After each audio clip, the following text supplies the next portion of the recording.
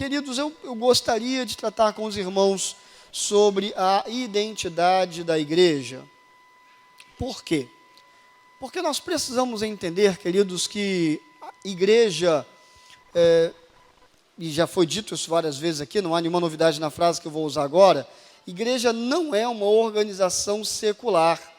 Igreja é uma organização espiritual e que tem como princípios a palavra de Deus, valores estabelecidos na palavra de Deus.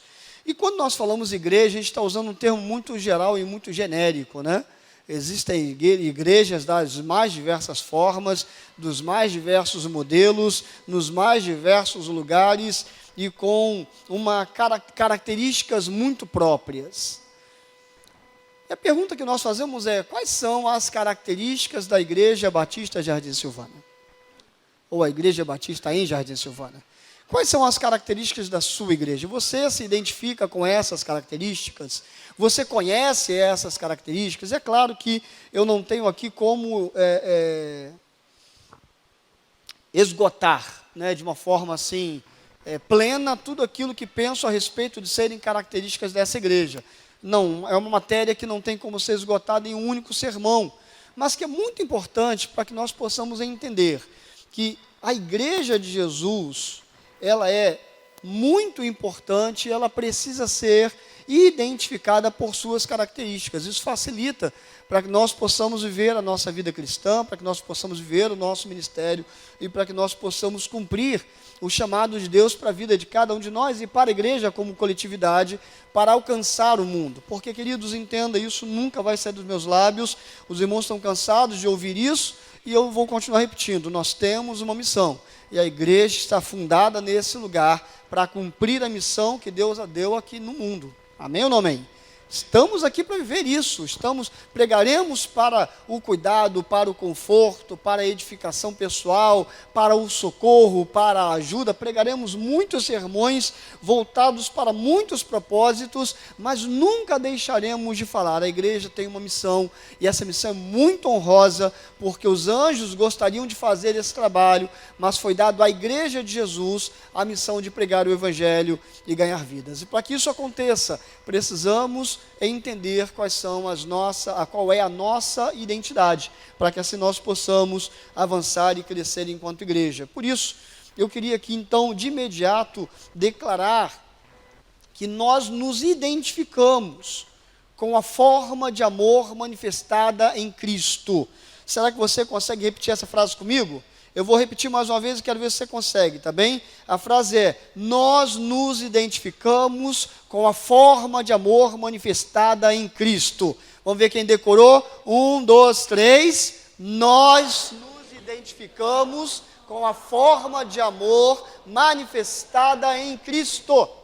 Sim, um dos princípios estabelecidos pelo Senhor Jesus para aquela igreja que ele chamou dele, Mateus 16, verso 18, edificarei a minha igreja, a igreja que é de Cristo, é que ela tem uma forma de amor diferenciada.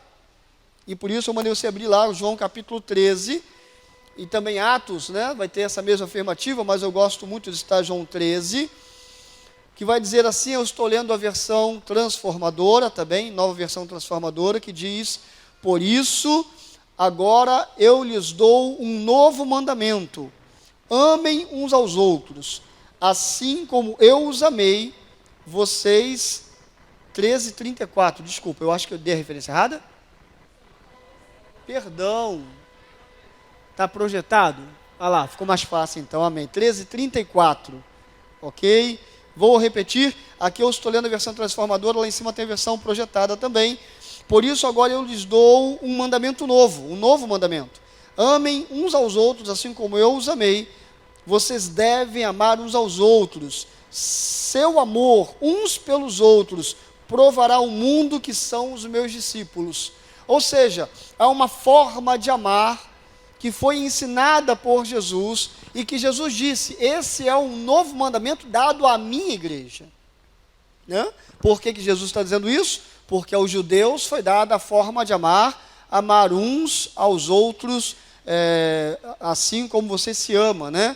amar ao Senhor teu Deus sobre todas as coisas e amar o teu próximo como a ti mesmo. Jesus mudou essa forma de amar. Eu estou citando isso porque, querido, essa forma de amar será testada a todo tempo.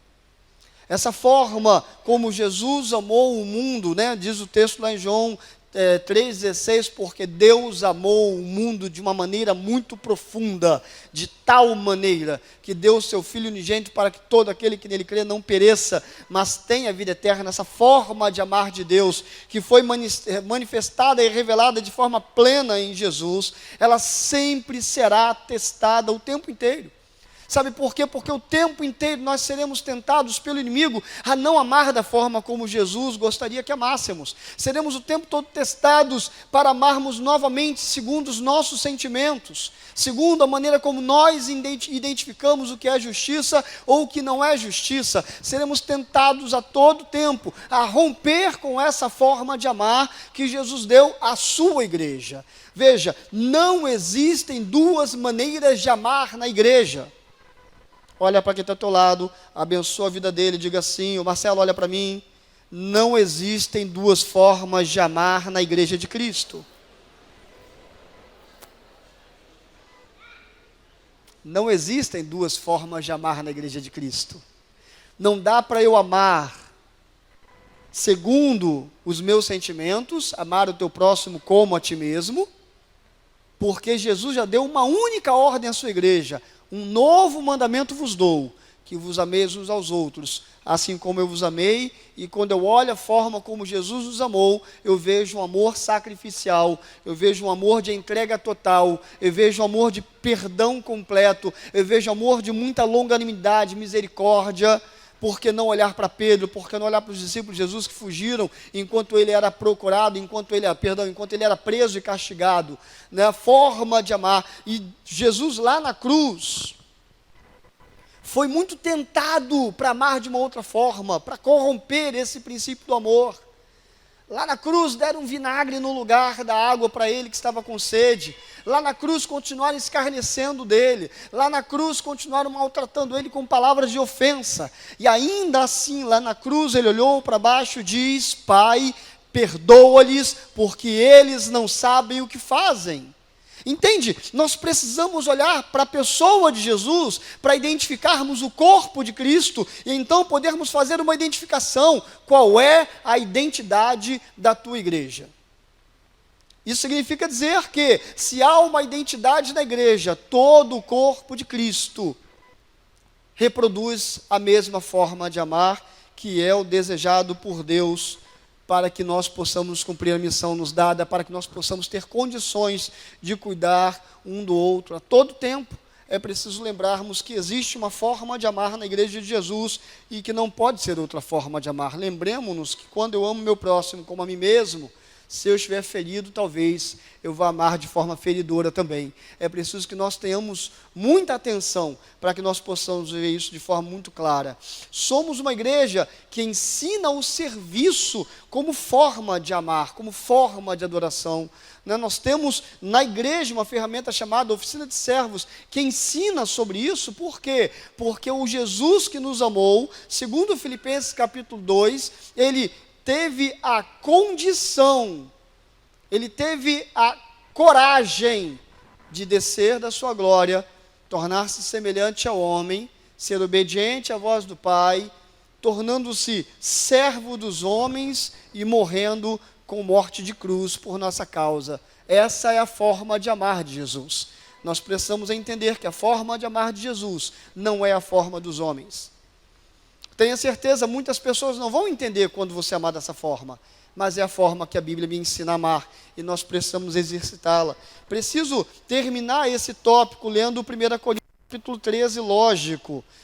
Óbvio, não tem como falar de amor sem citar a supremacia e excelência do amor que Paulo nos ensina em 1 Coríntios capítulo 13.